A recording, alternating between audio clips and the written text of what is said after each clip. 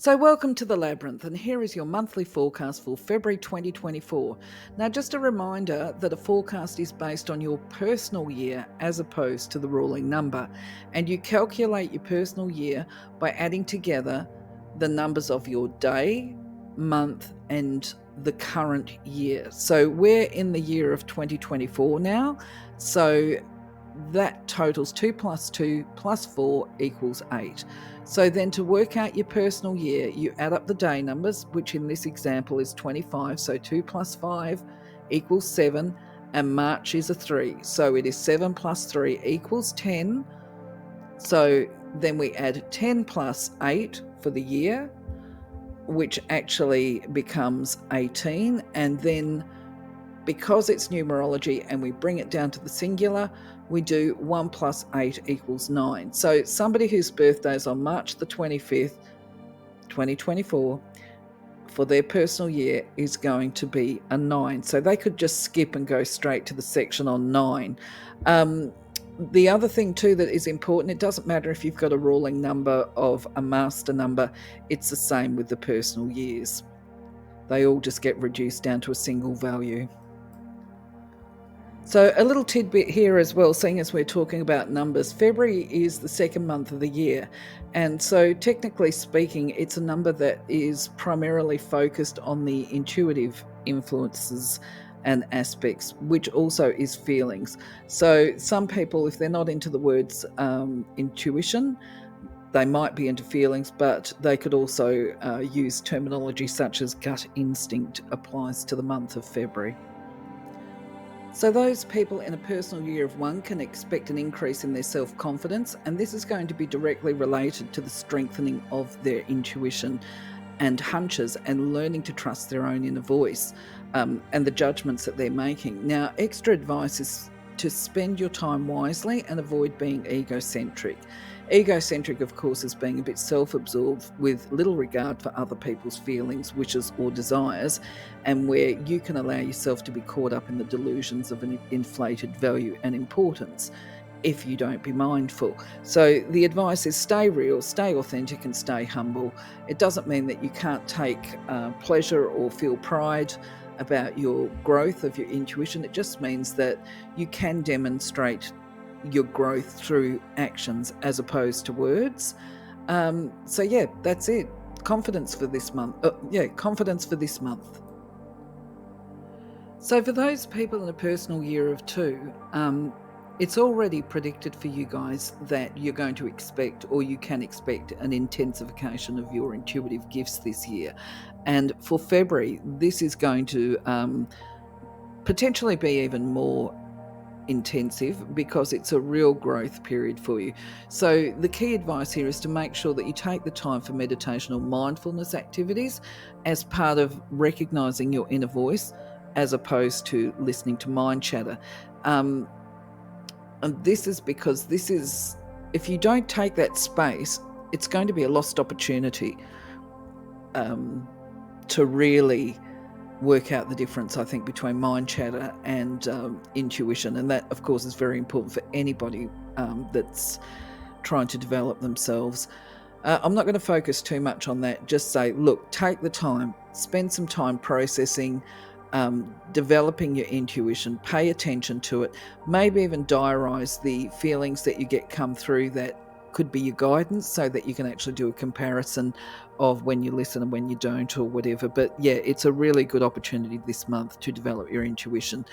As for other things that you can expect over February, it's going to be a month of cooperation with sharing of all kinds of things, and this might be from possessions to thoughts, blessings, and good fortune. So there is that nice interconnection between you and others. So those people in a personal year of 3, if they've been feeling that they're stagnating or stuck, there's going to be some forward motion through the month of February. However, the 3's advice that they should allow themselves to be guided by their intuition and sound wisdom, because this is going to act as a bridge to the change. So it's not a case of taking actions for the sake of being active. It's a case of meditating, reflecting, trusting your guidance and your intuition to take the necessary actions to overcome the challenges that you're facing.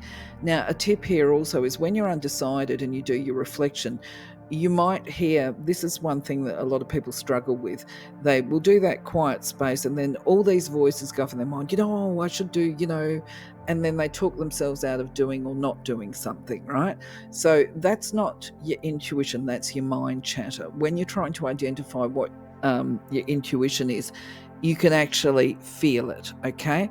Now, a lot of people will also mistake that intuition sits in the heart. So this is particularly important for people that are evaluating their relationships of love and that kind of stuff, because you have healthy love and you have unhealthy love. So sometimes the heart will be saying, no, stay, love, but at the end of the day, you will know whether it's time to go or stay, because you will have other sensations in the body. So when the heart is in conflict with the mind, this is the point that I'm trying to make. It's called dissonance. It's where the person becomes torn between one direction and the other.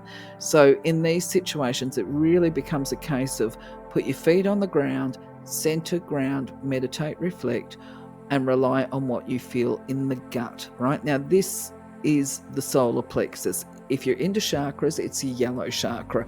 Your yellow chakra will have, it's like an inner knowing.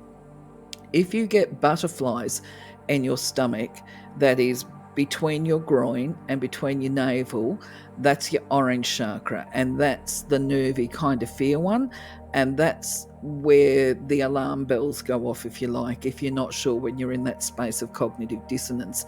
So this is one of the ways that you can pay attention to your body to get your emotional messages. What else can I add here?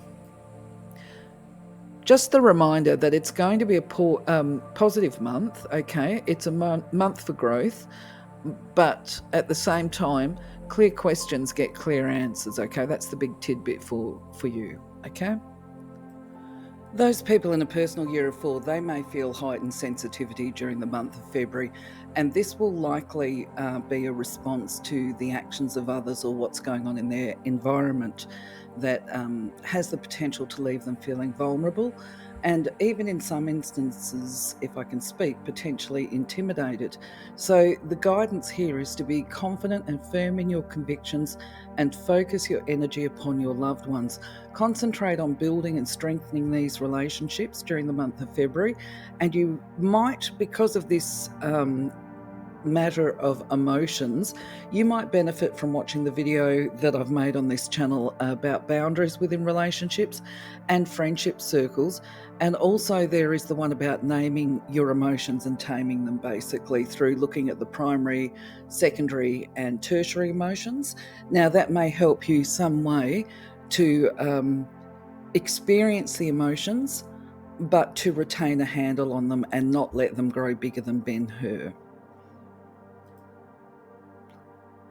So if you're in a personal year of 5, February is going to be a really good month for you to pursue further education and studies, especially if these studies are in the fields of metaphysical or personal development. You will be able to increase your spiritual awareness and understanding, or you have been doing this, and it's led to an increased desire for peace and harmony in the current time frame. So you can assist this process by developing your own personal expression and communication styles. If you have not previously been considering formal education, perhaps do some research on communication styles and strategies, or even attend a workshop on conflict resolution, because this will give you additional skills that you can use in multiple areas, from the workplace to your home environment.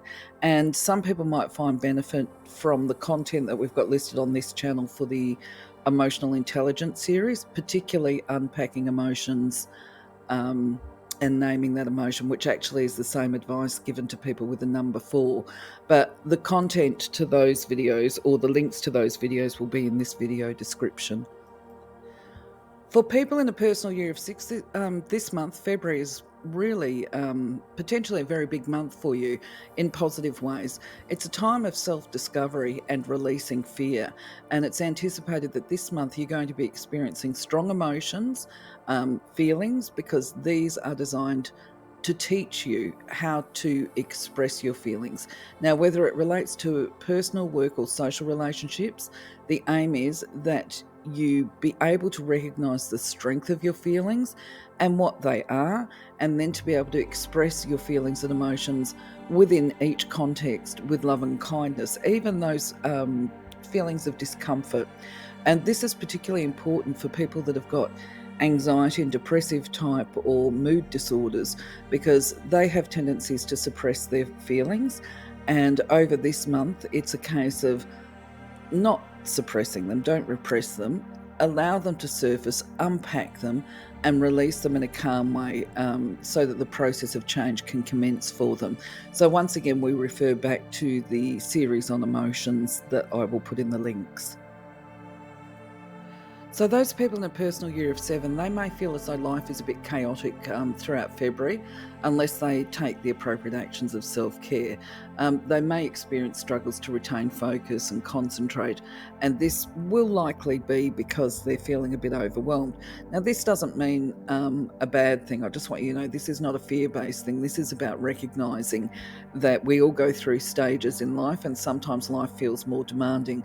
February is a busy year for many people, and within this context, it's kind of understanding that the 7 might start to feel a little bit scattered and overwhelmed by task, if we like. So the idea for the 7 is that throughout this month particularly, that they do take time each day to sit in silence and to focus on the breath. Now, we do have some activities in a video that you'll be able to do that are on the channel. I'll put a link into the descriptions. One of them is centering and grounding. And if you're open to the concepts of energy, then you would definitely, I believe, benefit from the videos that we've got up in the spiritual self-help playlist, that's what they're called, where you can do aura purification. We call it spiritual hygiene. Now, if this isn't your scene, then I would recommend at least that you take some time out and put some energy into the mindfulness activity. And there will be a link to this one as well. And you don't have to be spiritual. It's actually an evidence-based technique that I learned when I was going to university. And you can do it in 5 to 10 minutes. It's not a long one, but by creating the space for silence, it will allow you to balance your thoughts, your mind, and have greater clarity about your next step, if you like. Certainly with managing relationships as well, and because it helps you to regroup, to recenter, and just to get that sense of calm, so that when you actually do speak or talk to people or whatever, that you do so in a calm and rational way, with an approach where it's focused on positive solutions for everybody. Now, if you're into crystals, the suggestions for you here would be, if you're struggling to focus and concentrate, and this is for students as well, or people starting new jobs that require concentration, then red garnet is particularly good as a crystal to wear for this. Just be careful, would be my advice, that you buy from a reputed supplier, because I recently bought some online, and because I used to sell crystals, I can recognise a fake when I see it. Anyway, it was just dyed glass. So be a little careful, be a little selective about who you buy from. Crystals that would potentially be recommended for somebody who's going through these kind of challenges this month, I would recommend either selenite or kyanite, because they're really good options. They work over the entire body, and they carry attributes of enhancing peace as well. But of course, that's if it's your scene. So people that are in a personal year of 8, they can expect that their intuition is going to be particularly useful and very valuable for them this month when they act upon it, okay? Because that's the key thing. They're going to have so many opportunities flowing towards them, that their intuitive voice will need to be relied upon to steer them to the course that's most important to them, or the one that they hold the greatest value on. So this is particularly good news for people that are attempting to manifest. February will also be a month for them to look at strengthening those relationships with people around them, particularly those relationships that they want to hold on to. So I should have made reference to the fact, and you can see this, I've tried to, with the colours of the numbers, that where we have an odd number like the 9, we're talking about actively doing, okay? And it's considered to have that masculine energy associated with it. So people with the number 9, they're in a feminine month, or we call it the feminine attributes, and that's the silver. So we've got activity combined with intuition here. And if the people are in a personal year of 9, then they are advised to pay attention to their intuition as well as their feelings and emotions, and that they should only take action when they feel that they know that the actions they're intending to take are guided, and that they shouldn't allow the rational or logical mind to interfere with the process. Now, this is because, I'll go into this a little bit further in a moment. Well, actually, no, I'll go into it now. Okay, this is because they have to be able to establish the difference between what is negative mind chatter and what is the actual guidance that they're receiving.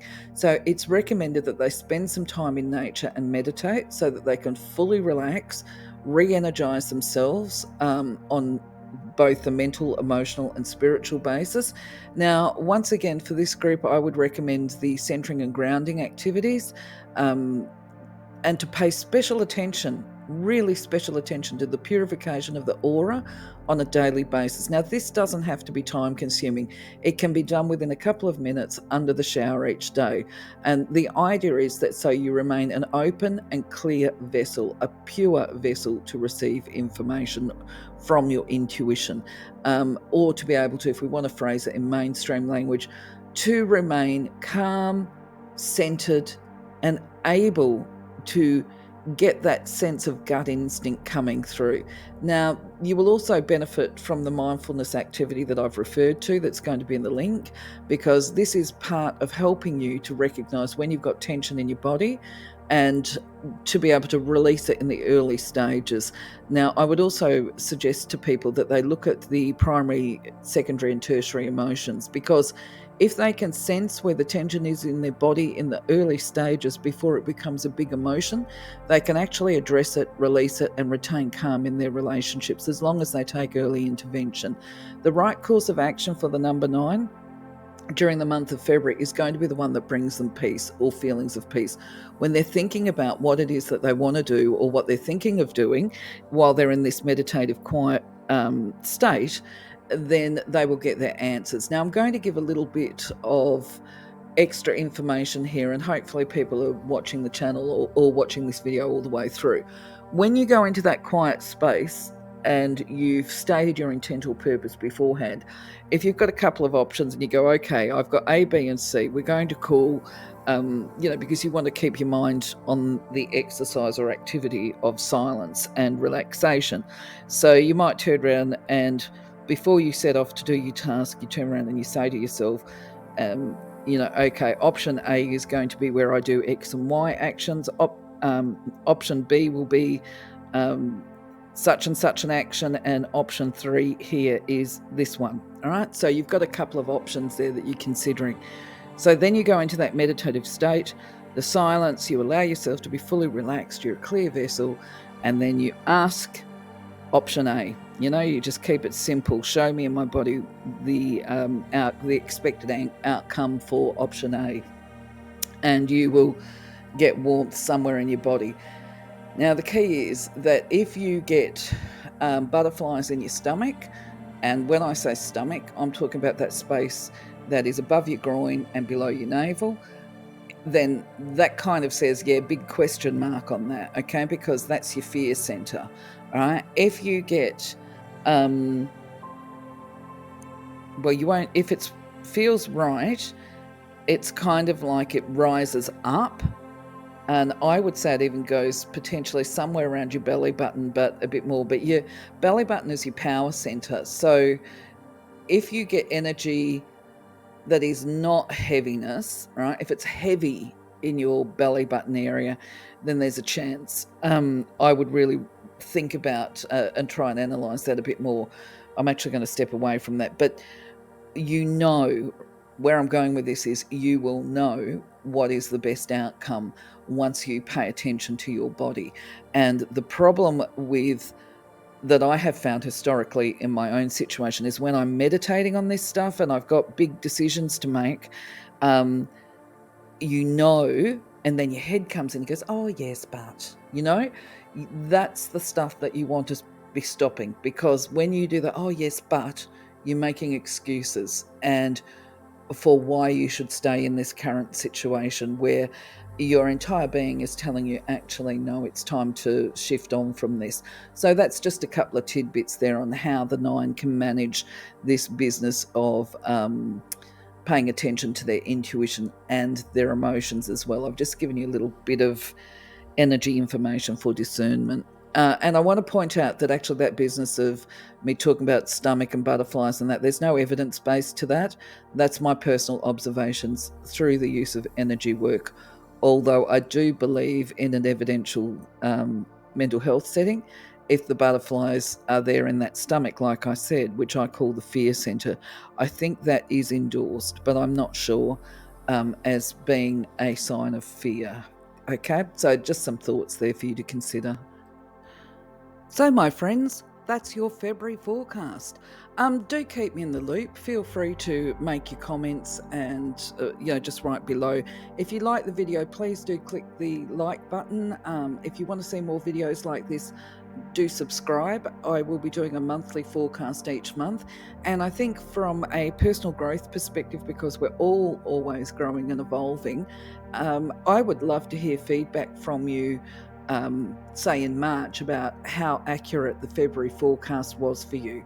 Because once again, I advise you that the information that I provide is purely information, and you must use your own discernment as you step into the next months. But anyway, for now, I think that's about all I can give you based on numerology for a forecast for February. Until I catch you on the next video, take care. Have a blessed week, blessed day, blessed month. See you in the next video. Bye-bye for now.